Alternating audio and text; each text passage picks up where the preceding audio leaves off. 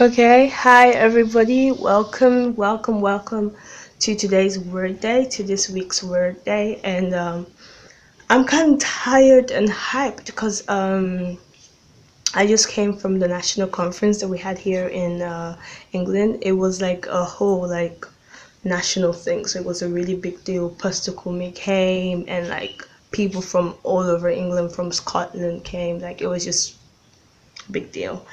And like before we went, I was really really down. I was really heavy. Um, and I just didn't want to I didn't want to figure out why, because it's kind of messy, and I just kind of kept going like nothing happened. Before the conference, we had to do like a whole week of fasting and prayer. And that week was just heavy and tough for me. And the fasting is really kind of what, not the fasting, the prayer part, is actually what really kept me going. Because, like, I would have these alone moments with God where I could just pour out everything because I was really heavy during that time. But then I would pour out what I was feeling, but I didn't want to, face the root issue. And to be honest, because of that, I was really depreciating spiritually. Like I was just not where I should be. I started letting anger take control, letting fear take control, letting past insecurities creep back in. Like it was bad. And I didn't want to face this because it was like, no, I've conquered that before. No, I've gone over that. So why do I have to face it again? But it was because I denied it, it just kept growing and kept growing and kept becoming worse. So by the time we were going, like you should have seen me, man. I was in the car, in the coach. It was a rainy day. I put all the sad music. Like, if you're desperate enough to find sad Christian music, yeah, I was just listening to just.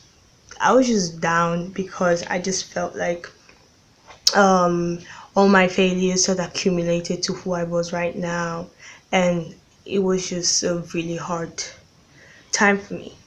Um, and today's word day title is "Are you sure?"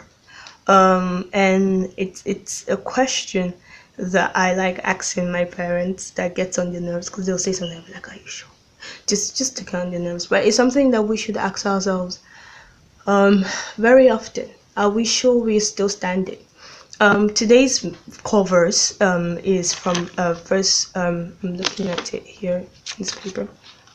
It's First Thessalonians chapter 10, verse 12. I'm kind of paraphrasing. It says, "Therefore, he that think he stands, take heed lest he falls. Let him that thinks that he's standing take heed lest he falls."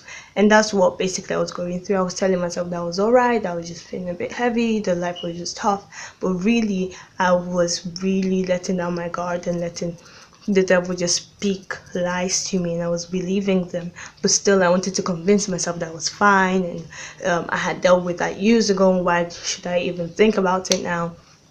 When that was really I was really being torn down from the inside, and I didn't want to admit it to myself because I thought, nah, I'm cool, I'm fine, I'm still a Christian, I still have faith. But really, my faith was on a really low level. Like it was almost non-existent. I was really down. And I figured this happens to a lot of us. We just we go through hard times, and then we pretend. It's easy to pretend that it's not that bad, we are not that hurt. And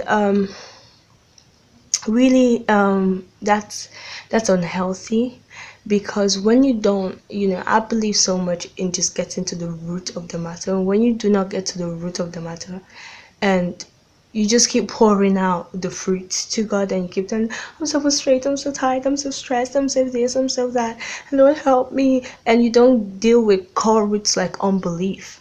Like what the text the whole context of this particular verse, Paul was talking is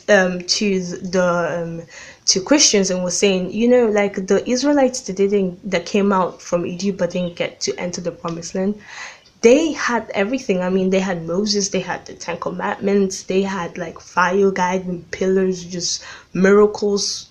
God just did it.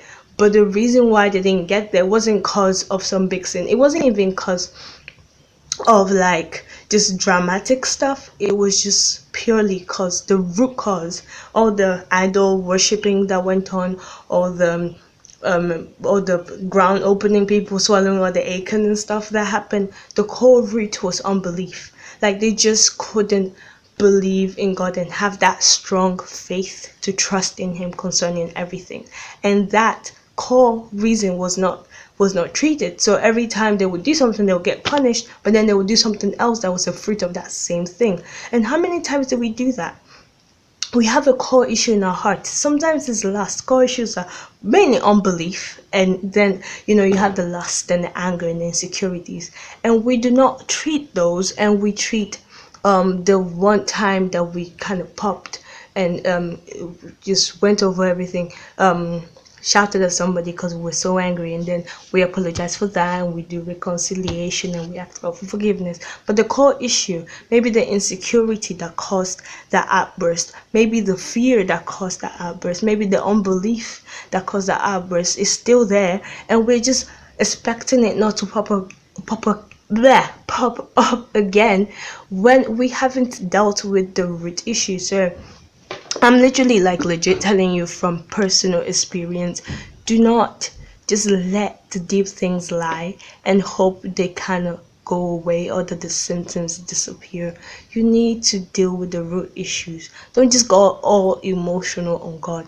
Sit back and think, read the word and think, what is it? What made me realize what was going on was the first night Pastor Kumi preached the first message, the first opening night, and he was talking about basically just the how every one of his preachings has like 3 subtitles.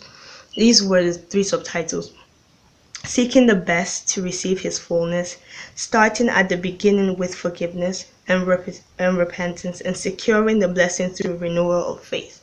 And the third one is what hit me: securing the blessing that you got from your salvation through the renewal of your faith. The devil renews his thoughts of unbelief, his attacks every day. Every morning when you wake up, he has a package ready to deliver to the address of your mind and of your spirit. And if you do not renew your faith and you just expect it to just be there because you gave your life to Christ once, it's not going to happen. You need to renew your mind, renew your faith, strengthen yourself by continuously reading the word of God with whatever life throws at you. Just because you conquered unbelief last year or last month or when you first gave your life to Christ doesn't mean the devil will not try to make it creep up again.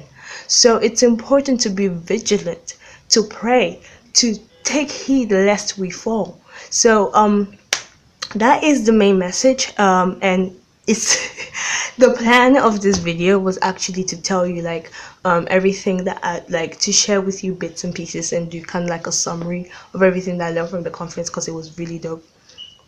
And but that can't happen because I'm almost reaching my time limit. But what I will do is during this week I will be mostly tweeting, but I'll try to put some on Facebook as well. So follow me on Twitter, AFA Grace, if you want to get it directly from Twitter, but I'll also try and put it on Facebook as well, like small posts, short posts. Sometimes I'll make them a bit long, mainly just short posts of what I learned, just short stuff. Like there's one thing that hit me and I'm even saved. It was some guy said it was preaching about salvation, and when they preach about salvation I'm expecting to hear the same kind of thing, but he said something that hit me, and I'm saved, so I was like, okay, this is deep. He was like, if you're not saved, evaluate why you're not saved. Think about it. Think of all the reasons why you're not saved and ask yourself, is it worth it?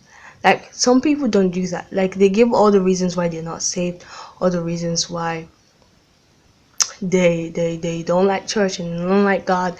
I know I did that, and you don't actually think like, is it worth me being plagued by sin for the rest of my life? Is it worth me doing things that I'll regret and will affect my generation? Is it worth me going to hell? Ultimately, people sometimes, people that we preach to, we don't make them to actually think of the consequences of their actions. We kind of just throw at them what we think the consequences might be, and like the ones that they know is even affecting them as they are listening to you. You don't allow them to actually evaluate their own lives, and it's really important to give people that space. And that was just one of the gems that I got from there, just in my own way of, in my own soul winning. So it's important. I just learned loads of stuff, so I will definitely be hitting y'all up. Y'all have to kind of follow me as I share. Sorry if the lighting is getting worse. It's in the evening. And yeah, so all of the posts will have the hashtag lessons learned, so you'll know which ones are which ones have to do with what I learned from the conference, and other ones will have on Friday. I'll put my farewell Friday post, which I'll share something personal that I'm saying goodbye to, because it's unhealthy for me, and because God has renewed my mind with His word, and I realized I need to let it go. So that's my farewell Friday post. I'll be putting that on Friday. On all my social media, you will see it. Again, the comment section thing, if you have a question on this topic or any other topic, put it on in the comment section below. I will answer. Anybody else is touched by the Spirit can answer. And yeah, last thing, all my previous videos I've been putting on Facebook. I'll now be also putting them, I'll be uploading all of them to my YouTube channel, so that if you want to go back at them and listen to them, or if you want to reference somebody to them, they're going to put them there, so they'll just be easily accessible. My YouTube channel is Anna Frimpong Arhin. So, and all the posts, all the videos that I put here, I put there as well. So yeah, if you just prefer watching it on YouTube, you can be watching my videos on YouTube as well. Just subscribe, and just, I'm honored and I'm glad that I was able to share my heart. And it's getting dark now. So I'm gonna say bye. Love you all. God bless.